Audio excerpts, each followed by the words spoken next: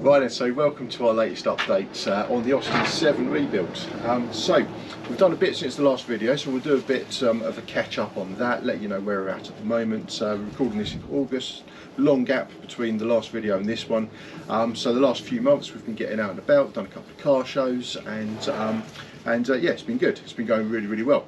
Just encountered a problem with the big end on the engine, but we'll come back to that in a moment. So first of all, what's changed since the last video? So we've got a little mirror, found that at the Bewley Auto Jumble, the spring Auto Jumble.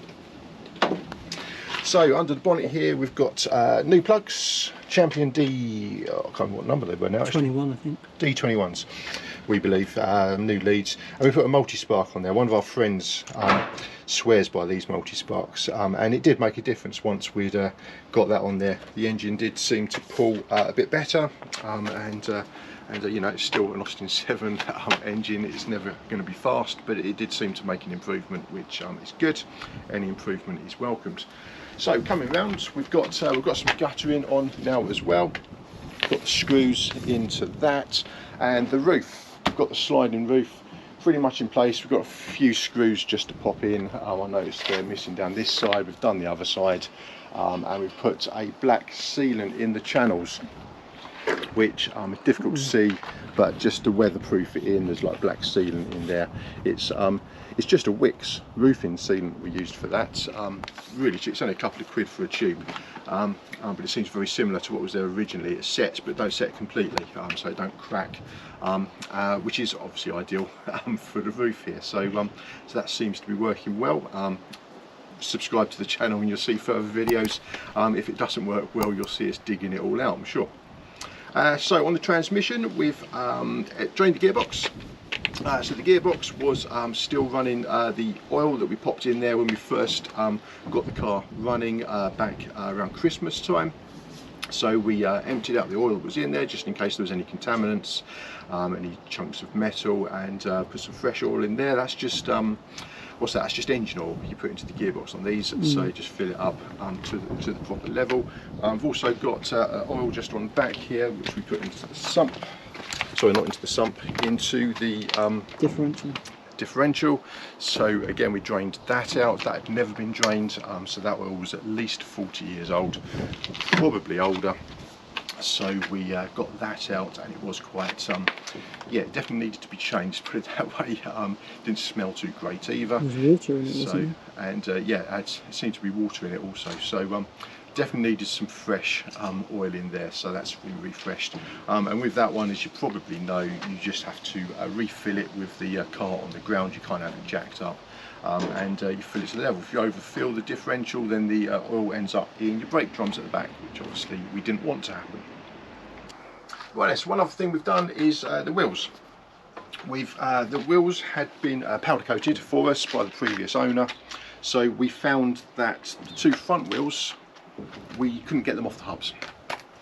So the powder coating on the inside, it was yeah, they wedged themselves on nicely. They were never going to fall off, but we couldn't get them off. So we used a couple of tyre levers, a hammer hitting a tyre lever as well. We managed to get them off, which was good. Obviously we didn't want to put ourselves back in that same situation, because if we get a puncture out on the road, then that would have been a very difficult task, probably impossible. So we just got a circular wire brush on the end of a drill, and just like, you know, worked away at the powder coating inside, and now they come on and off the hubs really nicely. And the reason we wanted to get access to the front was because we've bought some new grease nipples all around the car. We've got modern grease nipples, and we've obviously greased up all of the joints, and we wanted to make sure the grease wasn't coming through onto the brake pads, and there was grease on there from before on the brake pads, so we've cleaned those up as best we can, and we did notice a difference on the braking as well, which was good. We do also need some new brake pads on the front. The backs have got plenty of thickness on them, but we'll possibly change the whole lot anyway. But we'll definitely need to replace the front axle, because they're virtually down to the rivets, which is obviously an indication they need to be replaced. Plus the contaminants that was on them, we've cleaned them up as best we can, but they would definitely benefit from being refreshed, so we should do that. On the front here, we've got a makeshift belt, just a lady's belt cut down basically, just to hold the handle. It tends to tingle quite a bit while we're driving along if it's allowed to just go back onto the engine, particularly when you're going up a hill, so it's tingling all the time. So that just holds it away to a degree. Reduces our noise while we're driving along, which is nice, and it looks reasonably smart as well. So all homemade, so that's a benefit, that's good. So let's get the engine started up then. So we've got this noise coming from the bottom end of the engine. Started yesterday. Was on our way to a car show. We got down to the end of the road.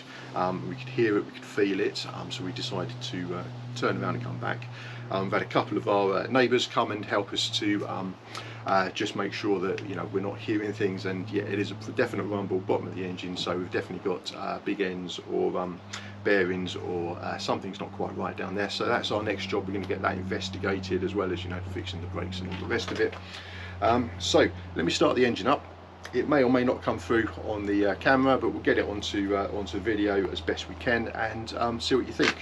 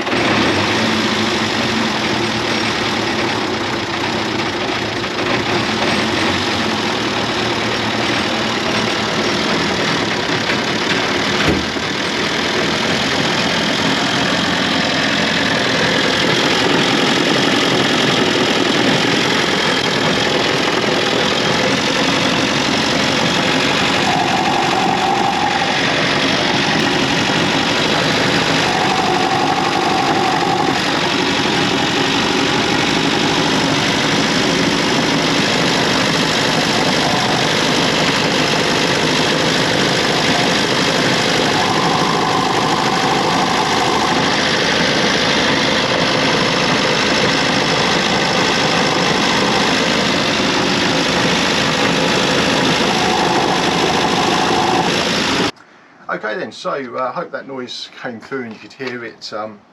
We used the rod here to try and transfer the vibrations up, tried it onto the microphone there, and certainly when you're holding it against the bone near your ear and you plug your ear up, you can certainly hear that rumbling noise coming through.